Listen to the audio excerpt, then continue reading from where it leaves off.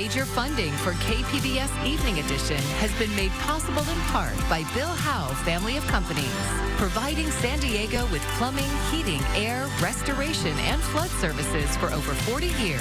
Call 1-800-BILL-HOWE or visit BillHowe.com. And by the Conrad Prebys Foundation, Darlene Marcos Shiley, and by the following.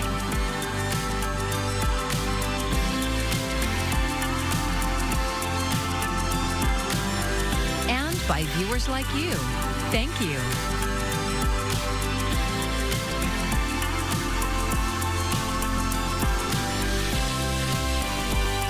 The battle over redistricting is heating up in California. Thank you for joining us. I'm Maya Trabulsi. Democratic state lawmakers are moving forward with plans to redraw California's congressional maps. They say they're doing it in response to anticipated action by Texas state legislators to redraw their maps to give Republicans up to 5 more seats in Congress. KPBS reporter John Carroll says here in California, voters will ultimately decide on whether redistricting moves forward. California state Democratic lawmakers gathered Monday morning to make their case. They're submitting redrawn maps to change state congressional districts in the 2026 election. They're calling it the Election Rigging Response Act. It could net them 5 more seats, the same number Texas Republicans would get under their plan. Senator Mike McGuire is president pro tem of the state Senate. He says state Democrats were forced to take this action. The problem is Donald Trump. The problem is the state of Texas. The problem is Greg Abbott. They want to rig this election. They want to steal the election for the American people. Texas Democratic state lawmakers have now returned to the Lone Star State, which means Republicans there will now be able to get a quorum to pass mid-decade redistricting. But unlike in California, Texas voters will not be able to weigh in. Texas law allows legislators there to take this action on their own. It's a difference these California Democrats pointed out over and over. We believe in the voters and the people of this state, and we are going to put it to them to decide their own fate. We don't believe that gerrymandering should be happening anywhere. San Diego Assemblymember Carl DeMaio says state Democrats, led by Governor Newsom, are attempting a power grab. They are trying to use the hatred for Donald Trump and what's happening in Texas as their corrupt vehicle to get what they've always sought, the power back to manipulate districts. DeMaio has filed a citizens initiative to impose what he describes as a poison pill ban on any state legislator from seeking any elected office for the next 10 years. That is, if they vote to put the redistricting bill on this November's special election ballot. Political scientist Carl Luna says California Democrats are just reacting to what Texas Republicans are doing. Both sides are now in an arms race, and it's not good governance, but we're way past the point of worrying about good governance under the current circumstance. Luna says for now, it's a race to the bottom, but he has a bit of hope for the future. Maybe at some point, both parties will move back toward the middle and figure out that's not the best way to govern a diverse nation. Democrats in Sacramento are expected to vote this week to send the redistricting plan to voters. In Texas, Republicans are expected to vote within the next few days to redraw the congressional lines in their state. John Carroll, KPBS News. The only Republican in the San Diego congressional delegation is 48th District Representative Darrell Issa. His seat could be in peril if voters approve the new maps. We reached out for a comment today, but didn't hear back by our deadline. Well, overnight, we're dropping down into the mid-60s, continuing to see those partly cloudy skies. For the week ahead, we're watching the marine layer. It has brought some of those low clouds further inland for our Monday morning. That trend's going to continue the next couple of days. Then we're also tracking some temperature fluctuations. I'll break down exactly what to expect for the rest of the week ahead coming up. What happens when a local police chief and the state attorney general disagree on the interpretation of a state law? KPBS reporter Gustavo Solis says that's what's happening now in El Cajon regarding California's immigrant sanctuary law. In 2023, California Attorney General Rob Bonta said that SB 34 prevents police departments from sharing license plate reader data with out-of-state and federal law enforcement agencies. And since then, Bonta's office has followed up with friendly but firm letters to multiple police departments, telling them to stop sharing. The San Diego Police Department received one of those letters earlier this year and stopped. But in El Cajon, Police Chief Jeremiah Larson continues to share with outside agencies. Now, he agrees that sharing with federal agencies is problematic, but sharing with police departments in other states just makes El Cajon safer. If by sharing our information with any other jurisdictions it helps solve crimes, then we want to make sure that officers and investigators in all jurisdictions have access to all legal and available tools. Chief Larson says that he's spoken with the Attorney General's office, and there hasn't been any follow-up enforcement. A very cordial conversation, and we just didn't agree on the interpretation of it. And of course, I ran that by our legal team here in El Cajon as well. They agree with me. It's just a difference of opinion at this point. Bonta's office refused to say whether the El Cajon Police Department is complying with state law, but they said in a statement that all police departments are expected to follow the law. Gustavo Solis, KPBS News. California is among 20 states suing the Trump administration over conditions the Justice Department put on federal grant money for crime victims. They say the administration is improperly withholding hundreds of millions of dollars to force states to cooperate with federal immigration enforcement. The states are asking a federal judge to strike down the conditions. The grant money helps crime victims with things like medical bills, funeral costs, counseling, and emergency shelter.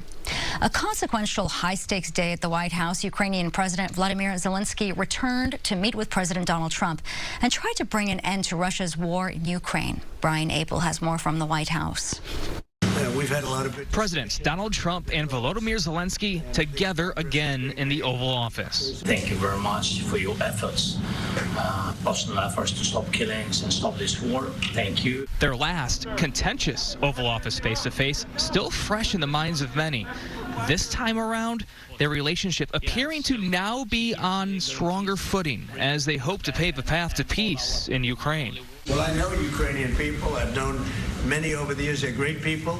They're smart. They're energetic. They love their country.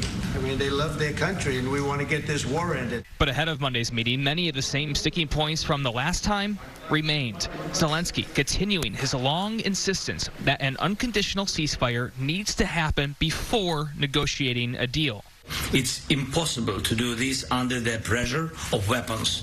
So it's necessary to cease fire and work quickly on a final deal. That was also the position of the other European leaders meeting at the White House and agreed upon by Trump before he met with Russian President Vladimir Putin in Alaska.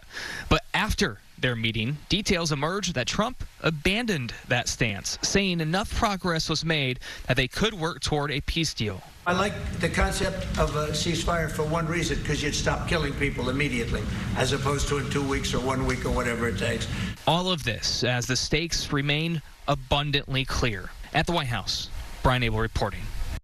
After more than 30 years behind bars, the California Parole Board is reviewing the Menendez brothers' case this week. Eric and Lyle Menendez were convicted of murdering their parents in 1989. They were sentenced to life in prison without parole and are currently incarcerated at the Richard J. Donovan Correctional Facility in San Diego. Earlier this year, they were resentenced to 50 years to life in prison with the possibility of parole. Supporters say the brothers were victims of abuse and deserve freedom. If the parole board rules in their favor, Governor Gavin Newsom has the authority to reverse the decision. A ruling from the governor could come within 30 days of the board's vote. A new transitional housing facility for young people who have aged out of foster care just opened in Vista. It's a first for North County. KPBS North County reporter Alexander Nguyen got a look inside and talked to one of the residents there. Yep, this is my room, guys. Smaller room. Gotta fix it up a little bit more. Ruben Rodriguez is one of the first residents at Vista. It's a home for youth 21 to 24 who are transitioning out of foster care. Before coming here, he was homeless. I got aged out, of the system at 21. I went to Maricosta for a little bit, stayed over there for about 5 days, camping out. That was until a friend connected him to this program. It's a joint venture between the City of Vista and Urban Street Angels. This is really special because aged out foster youth experience homelessness at a much higher rate than any other group of people. According to the Foster Youth Institute, between 11 and 36% of youth aging out foster care will experience homelessness. Obviously, it was new, so she didn't know too much information, but at that time, I needed it the most. It's better than nothing. The facility opened last Monday, but today was the official grand opening. The 12-bedroom home used to be a memory care facility. Eric Lovett-Maris is the founder and CEO of Urban Street Angels. He says the goal is to get young people like Ruben into stable housing with wraparound services. So we want to get them stable, and then we want to find out what they want to do and expose them to a pathway that they thought maybe they never had the opportunity to get. That includes vocational training, trade schools, jobs, and mental health services. There are 16 beds at this facility, and it's already filled up. And with the average stay of about 6 to 8 months, they expect to serve about 30 people per year. Yeah, nothing like potatoes, because they take forever to grow. As for Ruben, who loves working off the land, Urban Street Angels has already set him up with a few landscaping businesses. That hopefully will lead to a job and stable housing. Alexander Nguyen, KPBS News. San Diego teens have contacted the National Mental Health Teen Line 4,000 times since January, and that is according to the organization. KPBS health reporter Heidi DeMarco says when they call the 800 number, they're talking to another teen. Hi, this is August from Teen Line. What's your name? Teen Line is a peer-to-peer youth mental health hotline. Dee Hirsch Mental Health Services in Los Angeles trains teen listeners to answer calls, texts, and emails from other teens across the country. Teens' voices can easily be dismissed because they're just a kid, or parents are like, we know better, or why are you sad?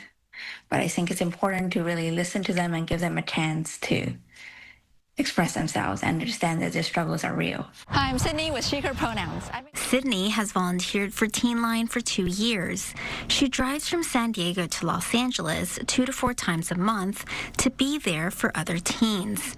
We're only using her first name to protect her identity from callers. It's part of the organization's safety practice. I think at first I definitely felt pretty nervous, but now I also always feel so honored that they're so open and vulnerable. A 2024 student-led report found nearly 8 in 10 San Diego County teens said they'd only seek help if they felt their problems were valid and would turn to friends or no one at all before contacting a professional. New data from the hotline shows calls about suicide jumped from 13 to 17% since last year. Definitely seen a rise in anxiety and stress, which makes sense. We live in a stressful world.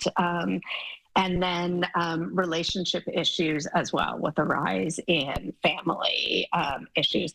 A lot of teens not necessarily feeling like they're understood by their parents. Teen Line Senior Director Cheryl Eskin says the space between what teens feel and what adults hear is where the program works best. Teens want to talk to someone who's their age who understands that experience. Every listener goes through 65 hours of training. They cover active listening, empathy, and topics like suicide, sexual assault, and abuse. Sydney says loneliness is one of the most common themes she hears. She can also relate. I also dealt with mental health challenges and also have chronic health issues where there are many times where I did feel alone and feel like I couldn't talk about my issues. The program promotes the hotline on social media and at school events. This year, Teen Line expects to handle 10,000 conversations nationwide.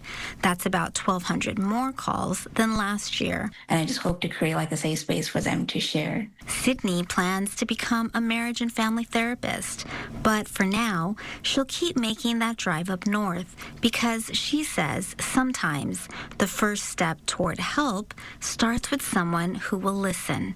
Heidi DeMarco, KPBS News.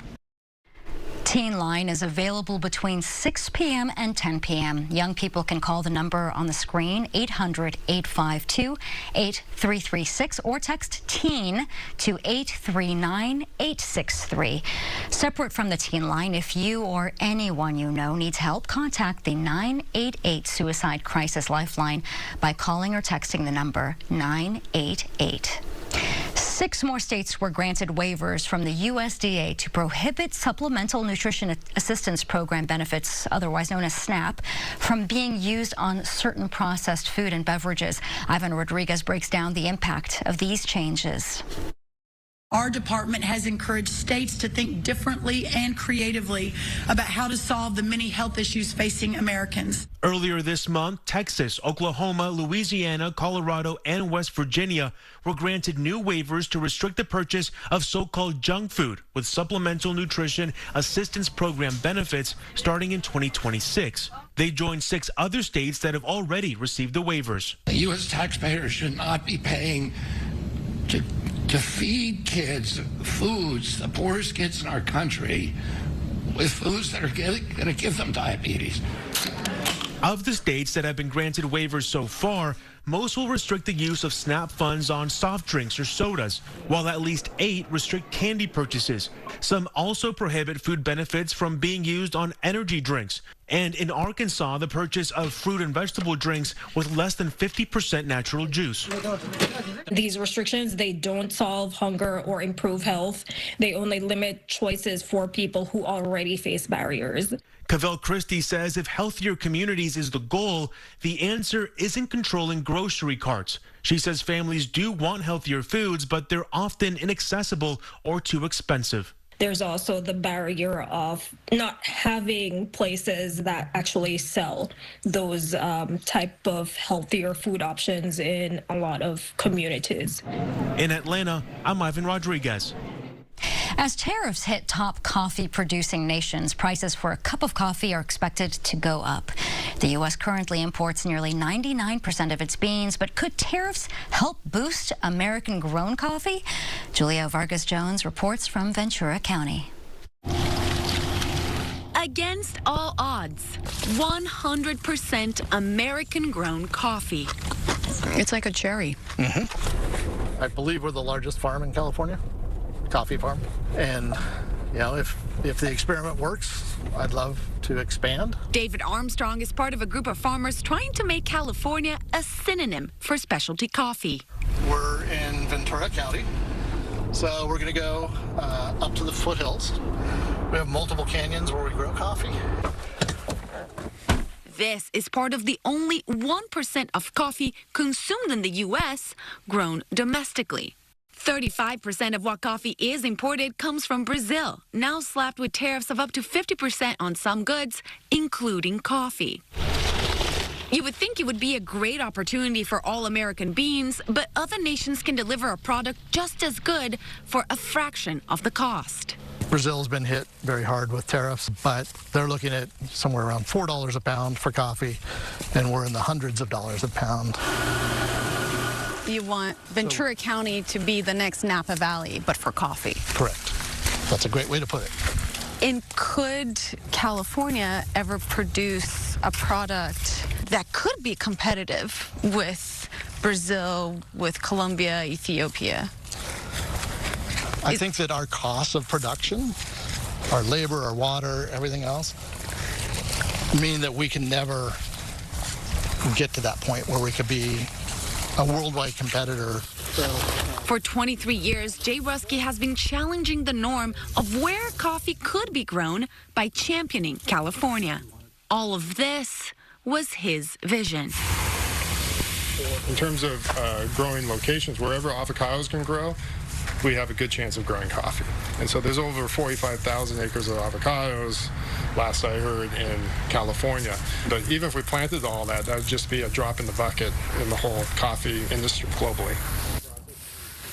Adult sports leagues in San Diego are facing a steep hike in fees, and that's upsetting players who say the leagues are great for everything from exercise to building community. KPBS reporter Mika Ellison looked into what's happening. Every Tuesday night, volleyball nets are set up at Mariners Point Park in Mission Bay. People flock to the beach, catching up with old friends and meeting new people, while joining pickup games and drills. Some have been playing volleyball for more than 40 years. Others just started that week. Here, they all have a chance to play.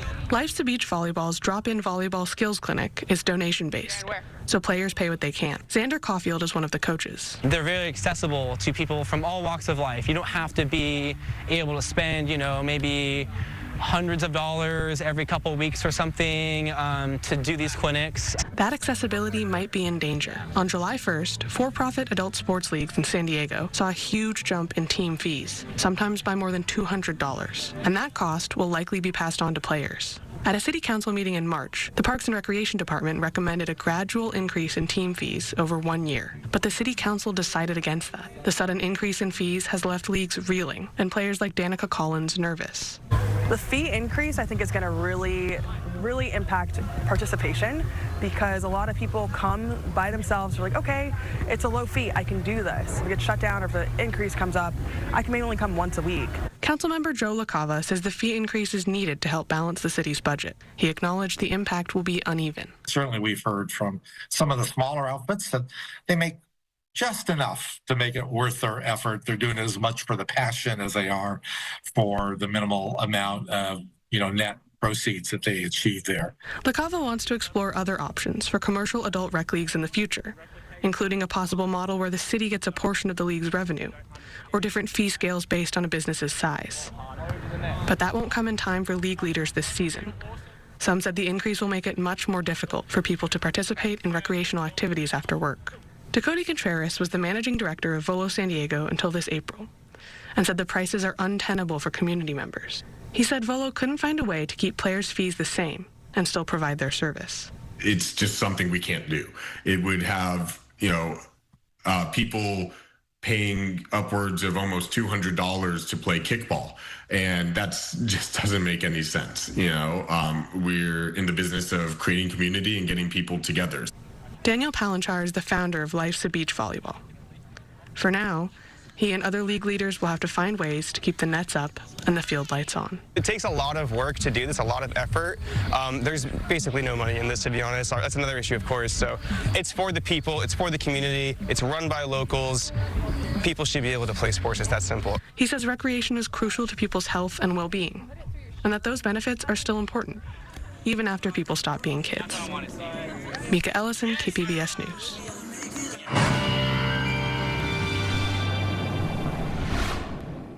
Well, as we look ahead to later in the week, we do have a little bit of a warming trend to talk about, even an extreme heat watch for our desert regions Thursday and Friday. So not in effect quite yet, but issued ahead of this heat.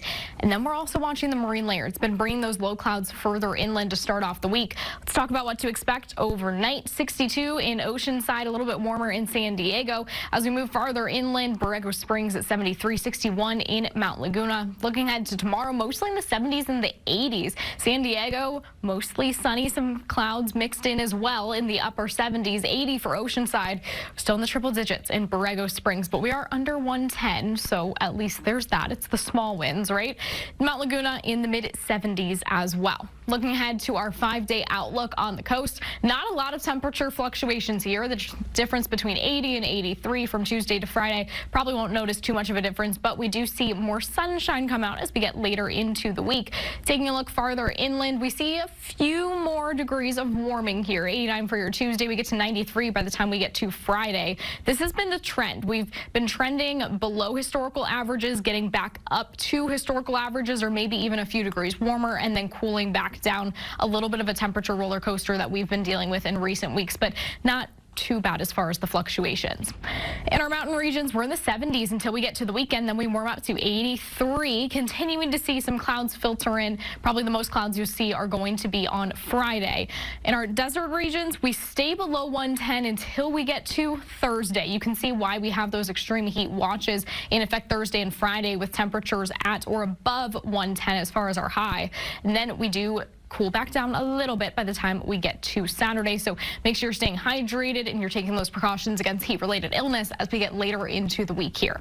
For KPBS News, I'm AccuWeather's Anna Azalian.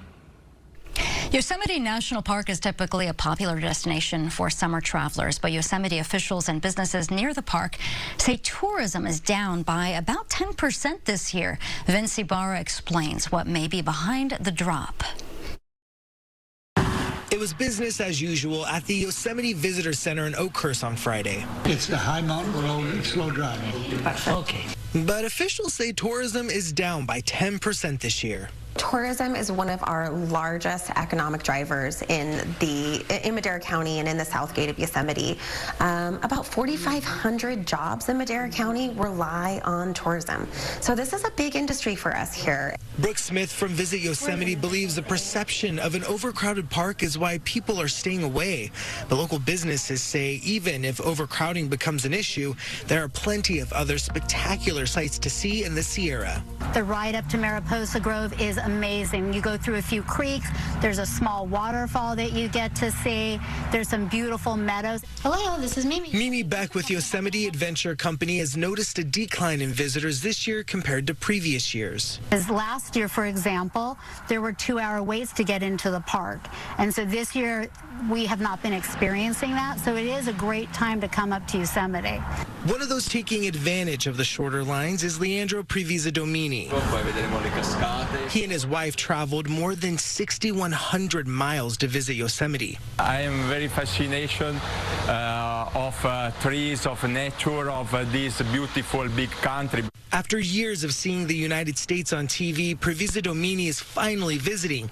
He says traveling to the United States is expensive, but getting to experience nature and all that Yosemite has to offer is truly priceless. To see a little squirrel, to see a little bird, the emotion is very important for me. And I think that this beautiful land can give me a lot of emotional. Priceless indeed, and that was Vince Ibarra with that report. You can find tonight's stories on our website, kpbs.org. Well, thank you for joining us. I'm Maya Trabulsi. Enjoy your evening.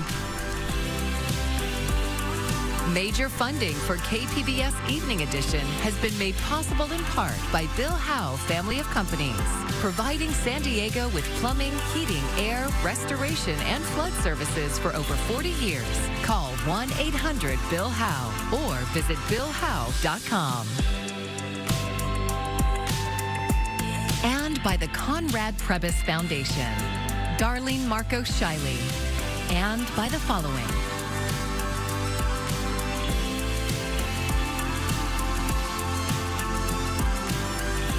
And by viewers like you. Thank you.